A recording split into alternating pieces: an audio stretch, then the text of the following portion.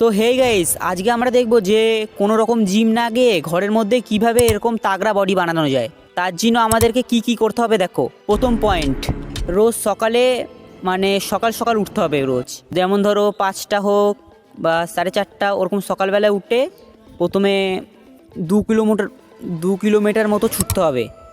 ওটা করতেই হবে, কারণ ছুটলে পায়ে অনেক এনার্জি হয় এবং পুরো শরীরটাই অনেক ভালো থাকে। তারপর দ্বিতীয় পয়েন্ট, তোমাকে ঘরে এসে সকালে হোক বা যে কোনো একটা টাইম হোক তোমাকে পুশ আপ মারতে হবে।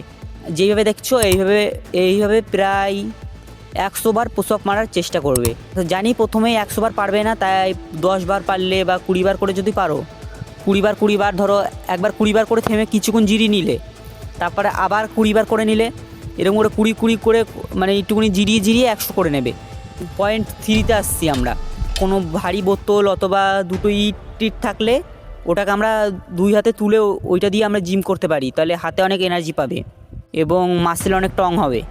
আর এরকম বডি বিল্ডিং ভিডিও টিপস পাওয়ার জন্য এই চ্যানেলটাকে সাবস্ক্রাইব করে বেল বাটনটা অন করে নেবে, তাহলে আমি ভিডিও ছাড়লেই আপনার কাছে চলে যাবে ভিডিওটা। আমি যে নিয়মগুলো বললাম এই 3টে টিপস ফলো করলে আপনার 1 মাসের মধ্যে গ্যারান্টি দিয়ে দিচ্ছি, 1 মাসের মধ্যে এরকম মানে আমার মতো তাগড়া বডি বানিয়ে ফেলবেন। তো ততক্ষণের জন্য টাটা, বাই বাই, আবার নেক্সট ভিডিওতে দেখা হবে।